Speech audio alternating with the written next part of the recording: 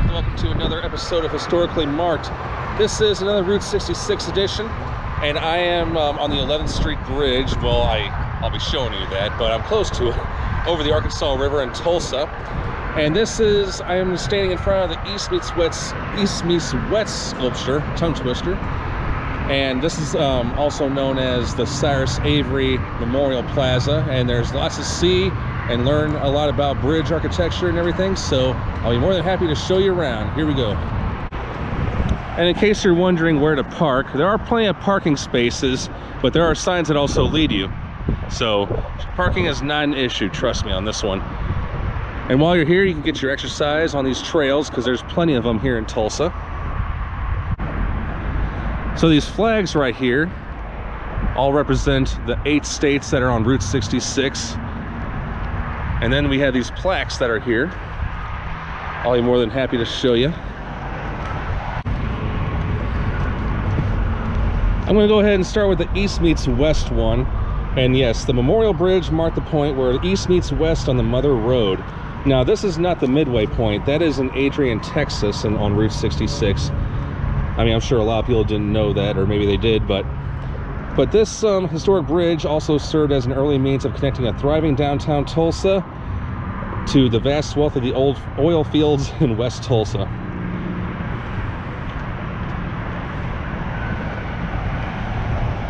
And then over here, it talks a lot about Cyrus Avery, which I did a video on previously. It talks about his life and how he came up with the idea of Route 66.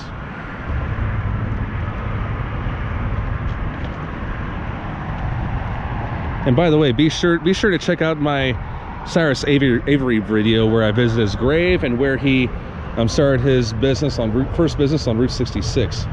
And then this is the bridge that is named after him, the Cyrus Avery Route 66 Memorial Bridge, which is right over there. It was constructed in 1916 as a Highway 64 crossing of the Arkansas River. And again, it was a way to connect downtown Tulsa with the rich oil fields west of the river. But unlike most bridges of that day, the beautiful Art Deco structure was not made with steel and wood, but was constructed with steel reinforced concrete. At that time, it was the only concrete bridge west of the Mississippi River. That's a fun fact. It also carried 1 lane of automobile traffic on each side and a railroad track located in the middle, which was common back then. And then in 1926, when Route 66 came about, the 11th Street Bridge proved to be instrumental in Cyrus Avery's successful attempt to align a highway from Chicago to Los Angeles through here. And that, of course, would be designated as Route 66. And for more than half a century, that arch bridge served as an integral part of the historic highway before the construction of Interstate 44, which is farther a ways down there. And then the fate. By the late 1970s, the bridge was in such disrepair that it became unsafe for vehicular traffic. And so by 1980, this bridge was closed, and in 1996, that bridge was done. And by the way, the bridge is on the United States National Register of Historic Places. So in 2004, it was given its brand new name, the Cyrus Avery Route 66 Memorial Bridge. Sounds kind of good there. And then the last marker right here. On February 19th, 1946, the Tulsa World newspaper published a picture of Cyrus holding a plaque on which the following poem was inscribed. The original plaque was mounted on the upstream rail of the bridge, but is rumored to have been removed during World War II to prevent its disappearance and conversion to scrap. Nobody knows where the plaque is today. And then here's that poem. You can always pause if you want to read it.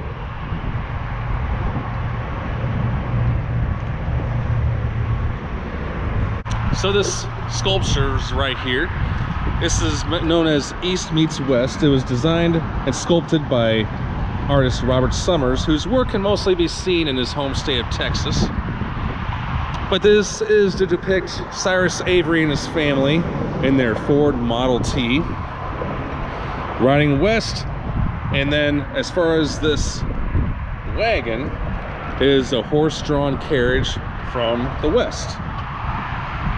And then that is the old bridge, which closed in 1980. But I'm going to go ahead and show you and walk around it, but I'm not going to go past that gate. So this is about as far as I can go, because this bridge has been deemed not safe for both pedestrians, people, and animals alike.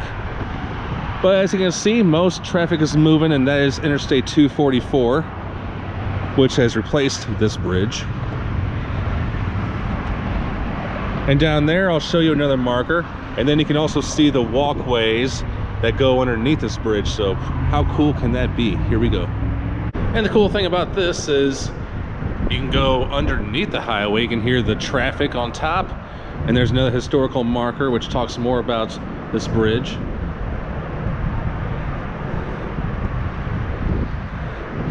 So that right there is the old bridge. It is not safe for anyone to walk on, not even people or animals of any kind, but they're leaving it up, you know, as a memorial. So this is what is known as the new 11th Street Bridge. And here's a long marker that talks about that. This is the old bridge, which is what I'm seeing right now.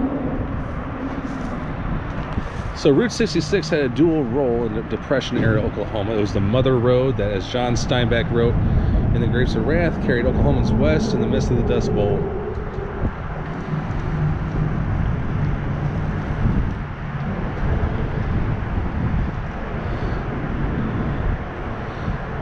It talks a lot about pretty much what I've seen in all the others, but for those who are interested, I mean, it's basically the history of how Americans became more accustomed to automobiles and how they all wanted to go west.